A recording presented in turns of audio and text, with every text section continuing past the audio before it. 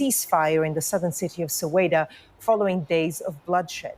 Gunfire and shelling have been reported in the city, despite the deployment of security forces aimed at bringing an end to the week of factional violence.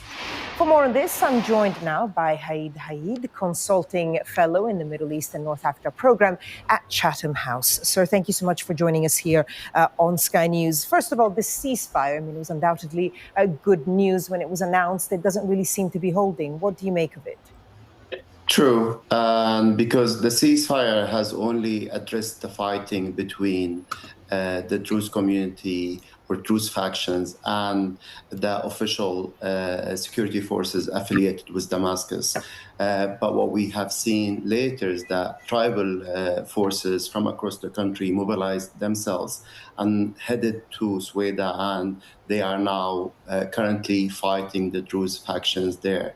And because of that, the ceasefire, while they escalated some of the fighting, it did not stop it. And I think this also proves that the ceasefire alone is not enough. What's needed is a more meaningful political process that will allow the political aspects that led to the fighting in the first place to be addressed. Since Bashar al-Assad was deposed and kicked out of Syria, all eyes have been on the country to see how and if it would stabilize. So obviously a very difficult situation within the country. And now we have a transnational input by Israel also getting involved and bombing parts of the country. What do you think that does, not just to the stability of the country, but also the way the Druze community are viewed within it? Yeah, it's currently a major problem because when Israel intervened in Syria, although they intervened for their own sort of objective, which is to establish a demilitarized zone in southern Syria, they framed it as basically as a way to protect the Druze communities in Syria, and because of that, now they basically made the Druze community, or put the Druze community in a vulnerable position, and they put them at odds with segments of the Syrian society. What we have been seeing with tribal forces basically being mobilized there, many are framing their basically current fighting as a fighting against a separatist group that is affiliated with Israel against the central government in Damascus. And that has just not only complicated the dynamics between internal dynamics in Syria between different communities, potentially derailing the transition, but also has made the discussions and talks between Syria and Israel more difficult, and potentially would undermine those talks as well. And there's lots of other talks obviously going on as well right now. Ceasefire talks possibly going on in Doha about the situation in Gaza. But it was interesting that when Syria's interim president, Ahmad al-Sharaa, sort of mentioned what was happening in the ceasefire, he did say American and Arab mediation stepped in. It was the U.S. envoy to Syria as well that announced the ceasefire. What do you think the U.S.'s role is in all of this, I guess, in trying to stabilize the situation in one way or another?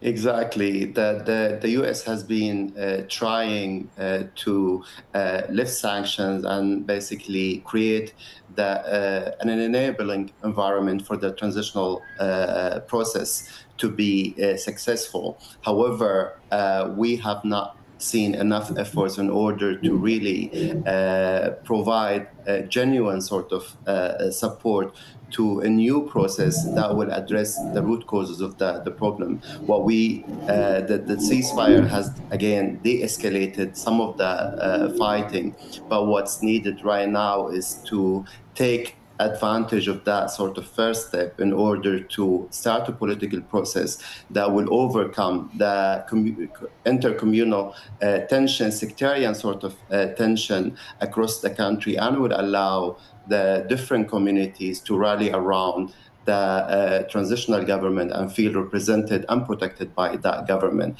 Unless that's done, we'll most likely be dealing with symptoms of the problem rather than solving it.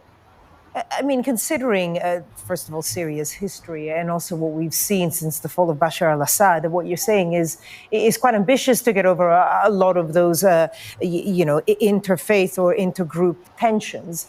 So what is the political process that you have been mentioning should happen? What shape do you think it takes? What do you think a stable Syria looks like? Sure. Well, before mentioning that it's important to highlight that a process was initiated by the transitional government and by the interim president earlier this year. But that process, because it was not considered inclusive, was not basically viewed positively by different components of the community, including the Druze groups and community. And what's needed right now is to restart that process, allow for all basically Syrians to sit together and start discussing what sort of state they want to see in the future, what sort of governance model they want to see in their respective areas, what sort of constitution they aspire for, and all of those discussions that basically go to the details of the core of the state that is emerging right now in Syria will be crucial for building trust between different communities, but most importantly, building trust in the emerging state and the transitional government. Without that, you will continue to see different groups either viewing the transitional government as an illegitimate government, which is basically what we are seeing in Sweida, or you see groups who are not completely happy with the direction the government is heading in right now, and they want to see a correction to that process and a more inclusive, basically, model in which they all are taking part in the decisions that are impacting their daily life, but also the future of the country. Haid, consulting fellow at Chatham House. Sir, thank you for sharing your views with us. Thank you. Thank you.